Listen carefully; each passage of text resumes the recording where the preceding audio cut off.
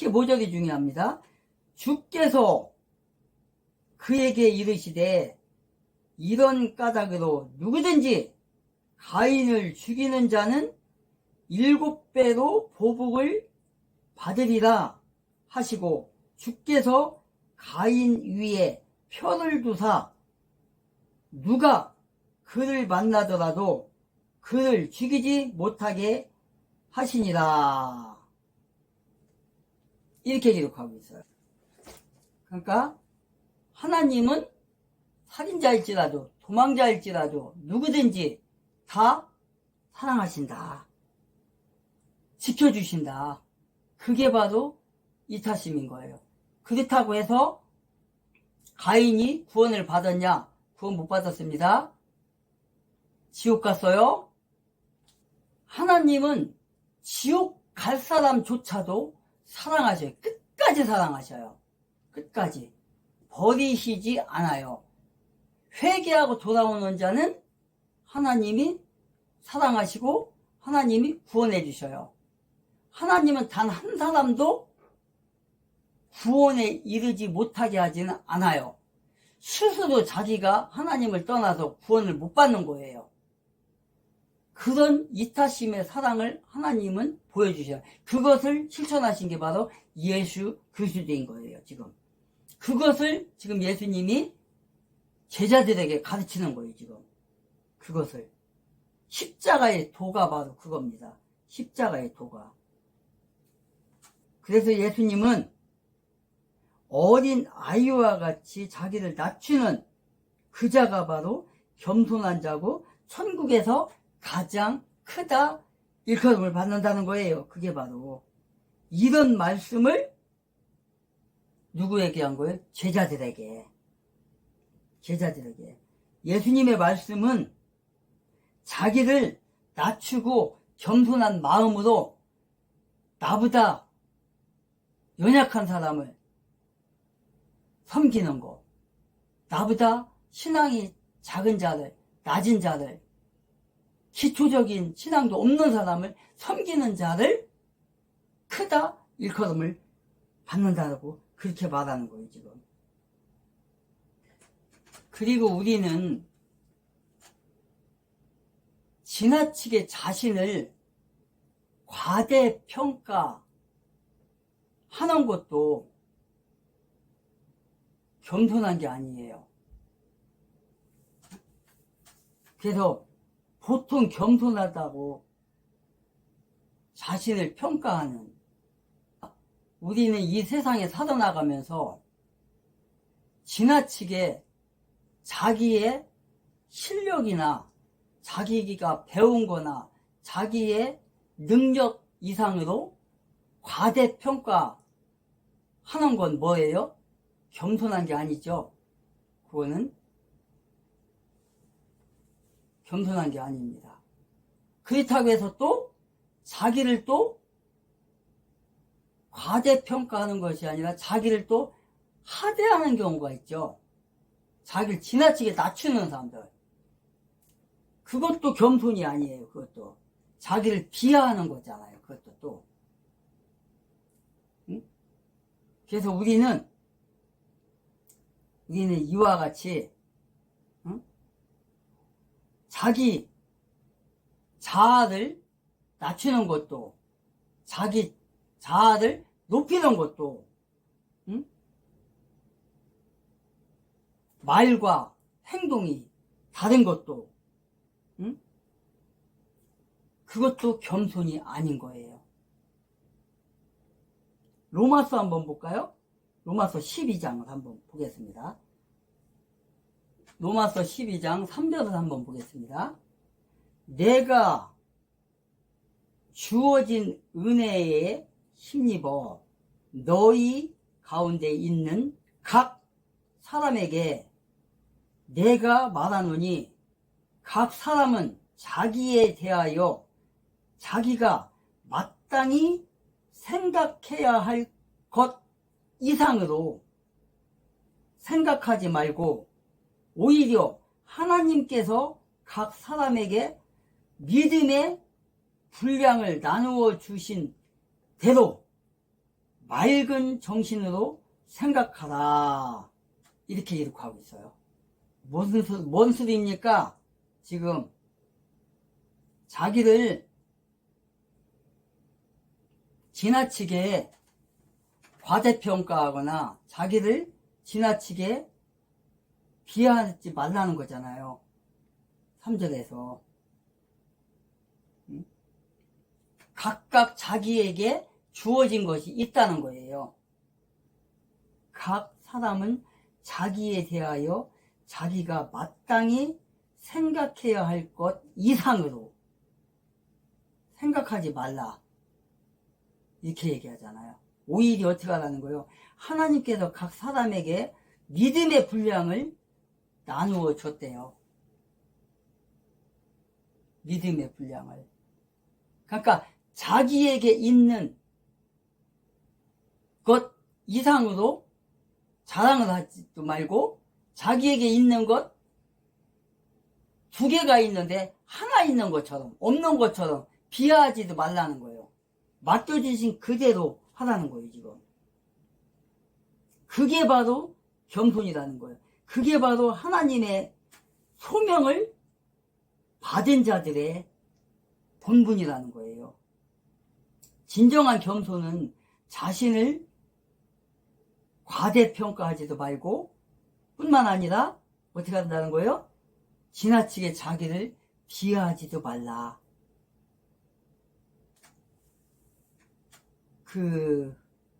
출애굽기에 보면 모세가 나와요. 모세가 지나치게 자기를 비하했죠. 그건 겸손이 아니죠. 그래서 하나님께서 책망을 하셔요. 출애굽기 한번 볼까요? 출애굽기 3장 13절부터 모세가 하나님께 이르되 보소서 내가 이스라엘 자손에게 가서 그들에게 말하기를 너희 조상들의 하나님께서 나를 너희에게 보내셨느니라 하면 그들이 내게 말하기를 그분의 이름이 무엇이냐 하리니 내가 그들에게 무엇이라 말하래이까 하매 14절에 보니까 하나님께서 모세에게 이르시되 나는 곧 스스로 있는 자니라 하시고 또 이르시되 너는 이스라엘 자손에게 이같이 말하기를 스스로 계신 분께서 나를 너희에게 보내셨느니라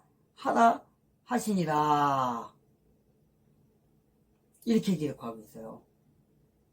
그런데 15절에 보니까 또 하나님께서 모세에게 이르시되 너는 이스라엘 자손에게 이같이 말하기를 주 너희 조상들의 하나님 곧 아브라함의 하나님 이삭의 하나님 야곱의 하나님께서 나를 너희에게 보내셨느니라 하라.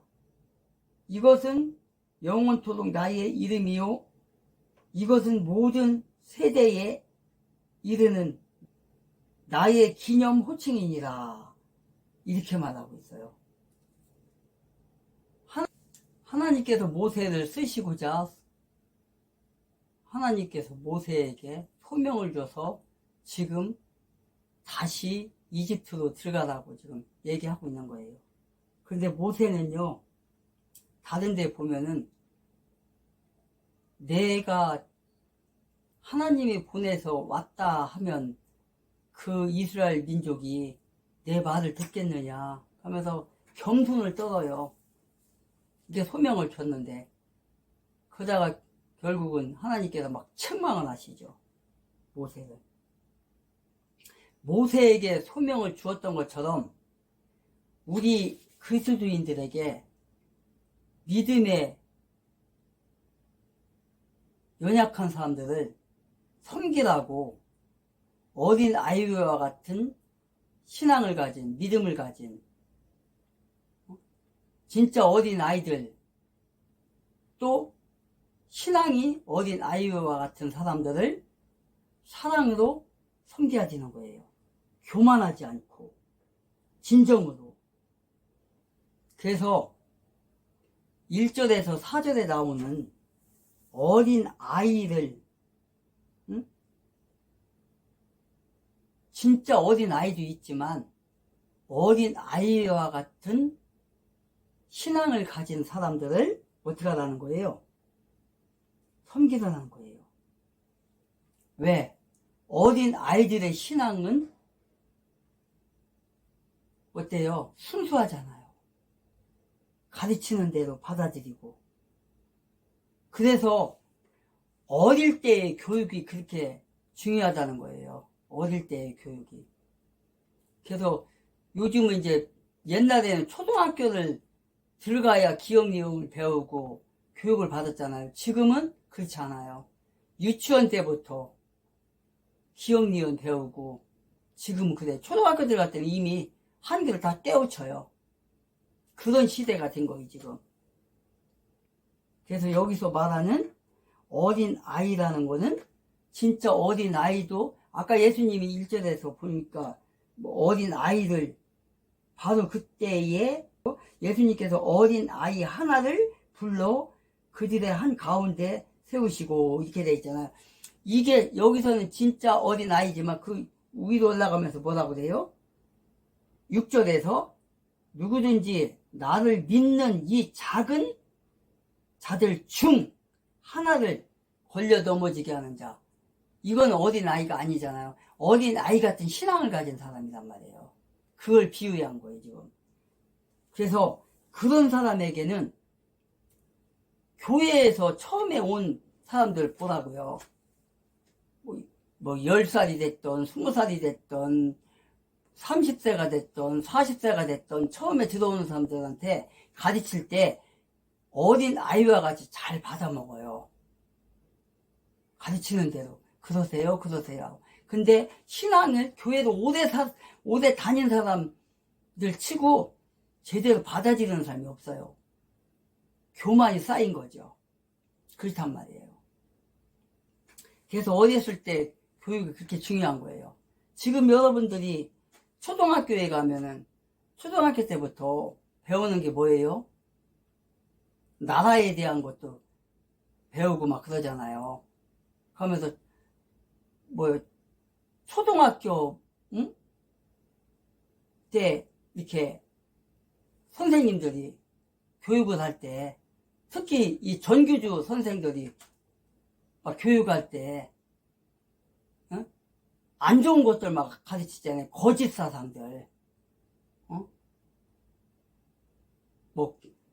요새는 뭐 김정은이가 뭐 위대한 사람이니 뭐 김정일이도 막 가르친다 하더라고요. 전교주 선생들이. 그러면서 이승만, 박정희는 뭐 전두환이는 뭐 죽일 놈으로 가르친대요. 그런 어린 아이들한테 그렇게 가르치면 어떻게 되겠어요? 가네들이 중학교, 고등학교 들어가면은 완전히 왜곡된 그런 교육을 받는 거잖아요. 그리고 또 초등학교라는 것도 잘못된 거잖아요.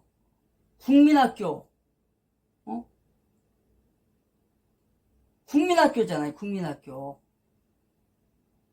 특정 세력들이 뭐라고 그래요?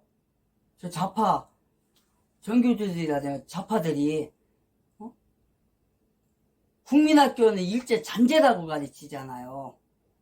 그 어린 초등학교 학생들한테 거짓이란 말이에요. 그게 진짜 일제 잔재가 뭐냐면 초등학교예요. 초등학교. 일제 잔재가 초등학교라니까요. 그것을 이승만 대통령이 되고 나서 국민학교로 바꾼 거거든요. 1934년인가?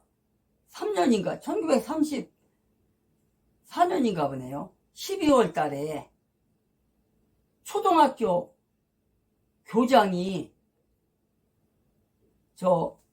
일본 총독부인가? 어디 가서 천황에게 인사하는 장면이 나오잖아요. 고개 숙이는 거. 많은 사람들과 함께 가가지고. 거기서 뭐라고 그래? 조선일보에 나왔다니까요. 조선일보에 실린 기사예요, 그게. 1934년인가? 1934년 12월 7일인가 4일인가 그때 무슨 초등학교더라? 무슨 초등학교 교장 선생님이 천황 저기에 가서 인사한 이렇게 고개 숙여서 묵념하는 장면이 나와요. 그러면은 우리나라가 언제 건국이 됐습니까? 1948년이에요. 그때 초등학교였다고요.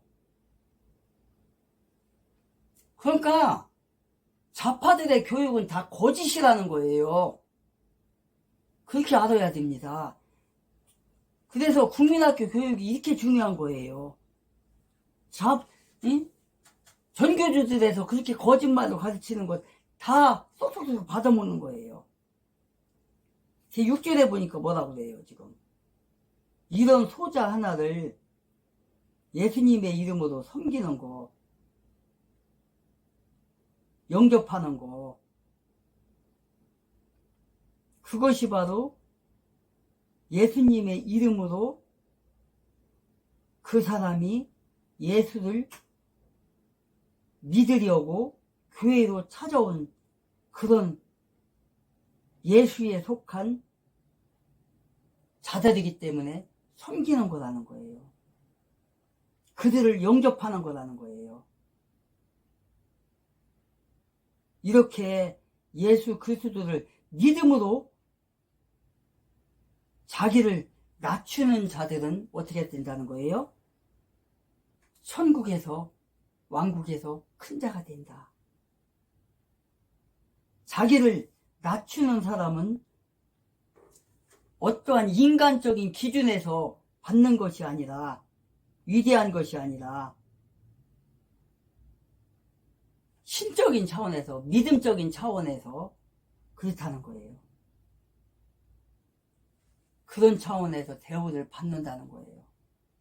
앞으로 좀 가서 마태복음 23장을 한번 보겠습니다. 마태복음 23장 12절을 한번 보겠습니다.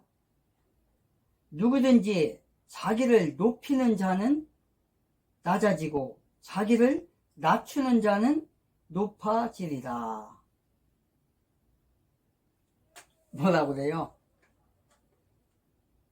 자기를 낮추라는 거예요. 자기를 높이지 말라는 거예요. 지금 뭐예요? 겸손한 자가 되라. 겸손한 자가 되라.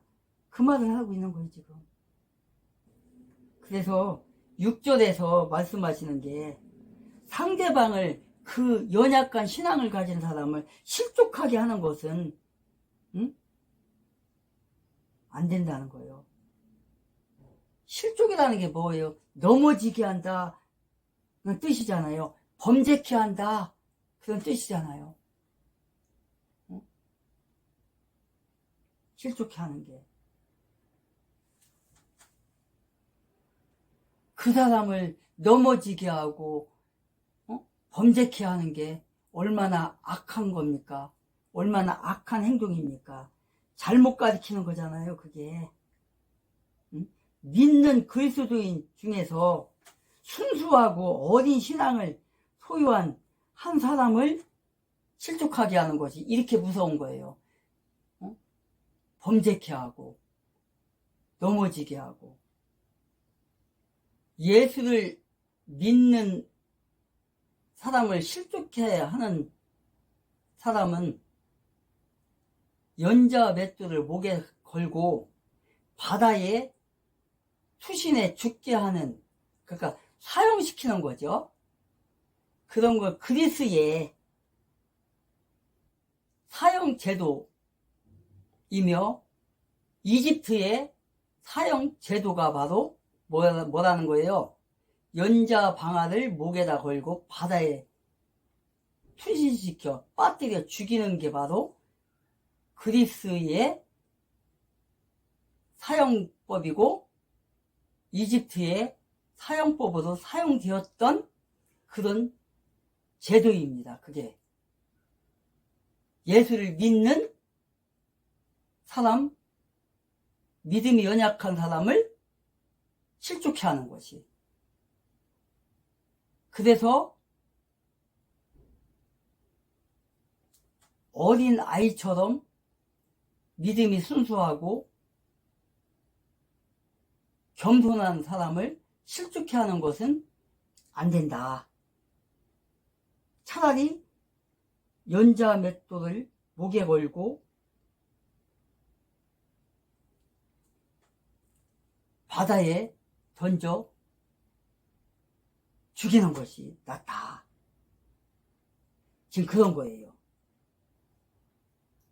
그래서 예수님께서 원하시는 게, 하나님께서 원하시는 게 뭐예요? 이재명이 경제는 타이밍이라고 말했던 30조 5천억의 추경, 이와 관련돼서 어제 민주당이 1.9조를 더 포함시켜서 무려 31조 8천억의 슈퍼 추경을 민주당 단독으로 처리를 했습니다. 자, 이로 인해 우리나라는요, 국채 21조를 더 찍어야 되고 나라 빚이 1300조가 돌파를 하고 있어요. 더 중요한 건 이재명 뭐라 그랬습니까? 국가 재정을 이제 사용할 때 됐다라고 말하지 않았습니까? 근데 우린 뭐라 말했죠? 국가 재정을 사용할 게 없다. 국간이 이미 문재인 때문에 텅텅 비었다라고 말씀을 드렸는데 아니나 다를까 이재명 정권은 첫 달 한국은행에서 마이너스 통장 18조 원을 당겨 썼고요. 그 과정 속에 가장 어이가 없는 건 이 정권이 나라빚 증가폭을 관리할 수 있는 재정 준칙을 지워버렸습니다. 보기 싫다는 거예요. 왜냐? 추경으로 인해 나라빚이 늘어날 거니까, 그와 관련된 보도가 나올 거니까, 그와 관련된 기준점과 관련된 재정 준칙을 아예 지워버리는 거죠. 자, 이게 바로 이재명식 정치입니다, 여러분들. 뭡니까? 보기 싫은 건 그냥 다 없애버리는 거예요. 자기 지지율이 떨어짐에 있어서, 자신의 정치에 있어서 야, 뭔가 좀 안 좋겠다 라고 생각하면요, 그냥 삭제를 시켜버리는 게 바로 이재명입니다. 보셨던 것처럼 지금 이들이 추경에 있어서도 국가 채무에 있어서도 어떤 일을 벌이고 있는지 우리가 알 수 있는 거고, 그 과정 속에 아예 그 통계를 없애버리는 모습까지 우리가 확인해 볼 수 있다는 거죠. 자, 그런데 이런 과정 속에 이제는요, 이런 짓까지 벌이고 있습니다. 특활비까지 내로남불을 하고 있다는 거예요. 야당일 때는 0원 되더니 여당일 때는 41억이 된다고 합니다. 이미 전해드렸지만요, 민주당 좌파들이 윤석열 정부 시절 일방적으로 대통령식 특활비 82억 원을 삭감했습니다. 이게 뭐였죠? 갑자기 민주당이 증액을 요구했어요. 그런 식으로 어제 민주당이 추경안을 단독 의결함에 있어서 대통령식 특활비를 41억을 부활을 시켰습니다. 뭡니까, 여러분들? 자, 이런 식으로 깎았던 걸요, 다시 돌려놓은 겁니다. 문제는 뭐냐면 이 추경 과정 속에서 대통령실 특활비만 부활을 시킨 게 아니라 무려 4곳의 기관의 특활비를 105억 원이나 증액을 시켜놓은 겁니다. 어디냐? 대통령실, 감사원, 법무부, 경찰청이에요. 바꿔 말하면 윤석열 정부 시절 대통령실을 비롯해서 검찰, 감사원, 경찰 전부 다 이와 관련된 특활비를 다 깎아놨는데, 지금 이재명 정권이 들어서니까 대통령실을 비롯해서 105억이나 그 관련 기관에 대한 특활비를 증액을 시켰다라는 거죠. 이것만큼 내로남불이 어디 있겠습니까? 이제는 얘네들이 도덕성 내로남불뿐만 아니라 국민 세금 가지고 내로남불하는 모습을 우리가 확인해 볼 수 있다는 겁니다. 자, 근데 궁금한 건 이거예요. 앞서 말씀드린 대로 지금 민주당이 특활비 내로남불을 하는 가운데 대통령식 특활비를 42억을 늘려놓지 않았습니까? 그럼 궁금한 건 이거예요. 아니, 왜 하필 41억일까? 51억도 되고 61억도 되고 이재명 마음대로 1000억도 할 수 있을 건데 왜 41억일까? 자, 결국에는요, 이겁니다. 과거 민주당이 일방적으로 삭감했던 윤석열 정부 대통령 특활비 1년 예산을 82억을 만들어 놨어요. 근데 여기에 뭐 한 겁니까? 딱 절반인 41억을 이번에 넣어놓은 겁니다. 이유는 뭐겠습니까? 6월달 끝났잖아요. 7월달 시작이잖아요. 그러니까 이제 상반기가 끝났고 남은 6개월이 있기 때문에 그 남은 6개월 과거 윤석열 정부가 82억 요구한 것에 있어서 절반 딱 띄어서 41억 갖다 넣었다라는 겁니다. 이거 자체가 뭡니까? 윤석열 정부 당시 대통령실 특활비가 문제가 없었다라는 겁니다. 측정을 잘했다라는 거예요. 이러니까 뭐 어떻습니까? 그 절반이 41억을 민주당이 갖다 꽂은 것 아니겠습니까? 자, 보는 것처럼 얼마나 어처구니없는지 우리가 확인해 볼 수 있습니다. 그런데 지금 이와 관련돼 가지고 대통령실은 뭐라 말하냐? 이렇게 말합니다. 막상 운영하려니 어려워서 죄송하시대요. 자, 물어볼게요. 과거 이재명 뭐라 그랬죠? 특활비 삭감했다고 살림 못하는 건 황당하다면서요. 그와 관련돼 가지고 필요하면 증명하라면서요. 예산이 야상따는 건 당연하다면서요. 제가 물어보는 겁니다. 너는 왜 증명을 안 합니까?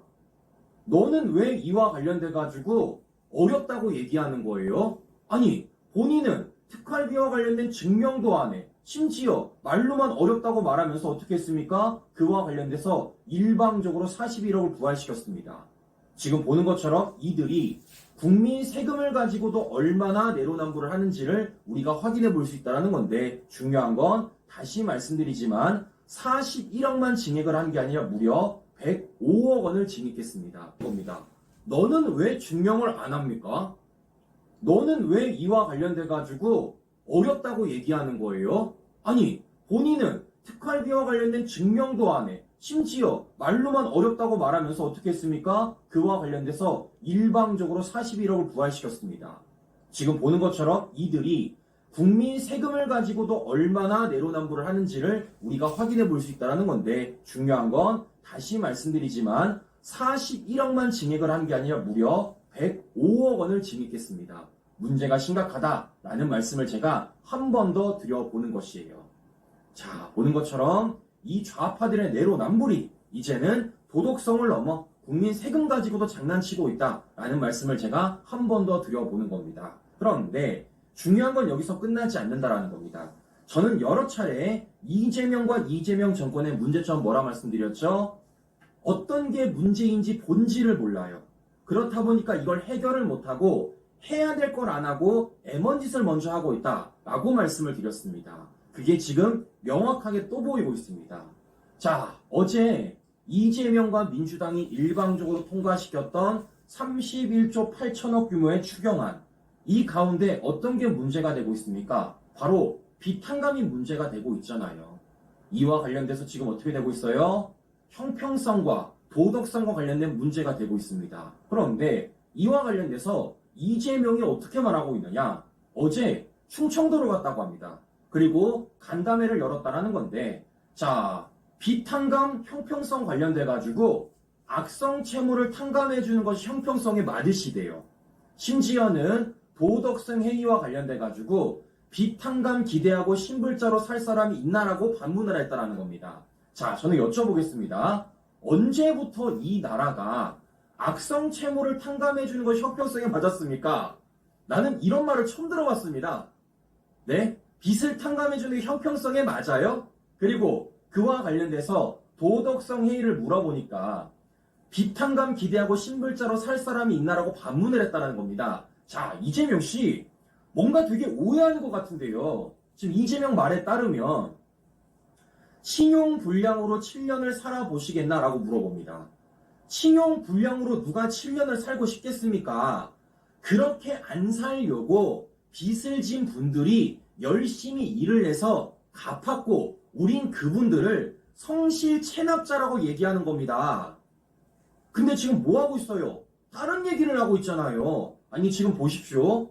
왜 이와 관련돼 가지고 성실 상환 361만 명에 대한 역차별 논란이 있겠습니까? 이분들은요, 열심히 갚았어요. 어떻게? 자기 시간과 자신 모든 걸 투입해서 열심히 갚았습니다. 그럼 어떤 게 역차별입니까? 지금 이재명은 113만 명에 대해서 100% 비탄감을 해줍니다. 정책으로 내는 거예요. 그러면 어떤 정책도 내놔야 될까요? 성실 상환하는 분들에 대해서도 정책을 내놔야죠. 같은 빚이라는 기준에 있어서 빚을 못 갚는 사람들을 향해 100% 탕감을 해주겠다고 말하면은 성실상환자 361만 명에 대해서도 어떻게 할지에 대해 정책을 마련을 해줘야죠. 근데 어떻게 하고 있습니까? 손을 놓고 있잖아요. 결국 어떻습니까? 성실상환 361만 명은 이재명 정권의 그 어떠한 정책적인 수혜도 못 있고 이분들은 계속해서 빚을 갚아나가고 그와 관련돼서 계속 노력하셔야 되는 겁니다. 문제는 뭐예요? 이러니까 역차별이 나고 이러니까 문제가 되는 거죠. 근데 이걸 물어보니까 오히려 신용불량으로 7년 살아보시겠나? 라고 반문하고 있고 오히려 악성 채무를 탕감해준 형평성에 맞대요. 지금 문제의 본질을 얼마나 이해를 못하는지 우리가 확인해 볼 수 있다는 겁니다. 이러니까 성실채무자만 바보됐다라는 얘기가 안 나올 수가 있겠냐고요. 더 나아가 우리가 지금 이재명 정권의 빚 탕감이 있어서 어떤 걸 문제 삼고 있습니까? 기준이 없잖아요. 자, 5천만 원 이하면 여러 건이 탕감됩니다. 3천만 원, 2천만 원, 5천만 원 이런 식으로 1억이 넘어도 100% 빚 탕감되는 거예요. 이것뿐입니까? 도박업을 하다가 빚을 줘도 탕감되고 심지어는 외국인 채무까지도 우리가 갚아준다는 겁니다. 이게 기준이 있어요? 이게 맞는 겁니까? 근데 이와 관련돼서 문제점을 지적함에도 불구하고 그 문제점을 이재명이 알아야 됨에도 불구하고 지금 동문서답을 하고 있으니까요. 당연히 이와 관련돼서 성실한 사람만 누구냐? 라는 말이 나올 수밖에 없죠. 자, 지금 보는 것처럼 이재명이 자신의 추경과 관련된 문제점에 대해서 그리고 추경에 있어서 100% 비탕감에 대해서 우리가 물어보고 있는 문제점을 전혀 이해를 못하는 겁니다. 본질을 몰라요. 이러니까 동문서답 하는 거죠. 이러니까 해야 될 일을 안 하고 애먼 일을 하고 있으며 지금 문제가 되는 걸 전혀 파악을 못하고 있다는 겁니다. 자, 그러면 왜 이재명이 이럴까요? 여러 차례 말씀을 드렸지만 우리와 바라보는 시선이 다르기 때문입니다. 우리는 국익적인 측면에서 바라보기 때문에 이 문제의 본질을 알고 있어요. 근데 이재명은요, 사익적인 측면을 바라보기 때문에 그 문제의 본질을 모르는 겁니다. 왜겠습니까? 이재명은 오로지 표만 생각하는 겁니다. 다음, 지방선거만 생각하는 거예요. 내가 빚을 갚아주면 그 빚을 탕감받은 사람들이 나를 또 찍어주겠지. 그 과정 속에 내가 지방선거에서 이길 수 있겠지. 내가 지금 안 그래도 국회 권력, 행정 권력, 사법 권력도 먹었는데 지방 권력까지 먹게 되면 이 나라가 내가 아주 차지할 수 있겠지 라는 생각이 아니면요 절대 이런 식으로 일을 할 수가 없습니다. 자, 그런데 문제는 무엇이냐? 이런 과정 속에서 이게 마음대로 안 된다는 겁니다. 무슨 얘기냐? 자, 이재명이 지금 지방선거를 위해서 뭘 하고 있냐면요 전국 일주를 하고 있습니다. 그런 식으로 첫 번째 어디 갔느냐? 호남을 갔어요.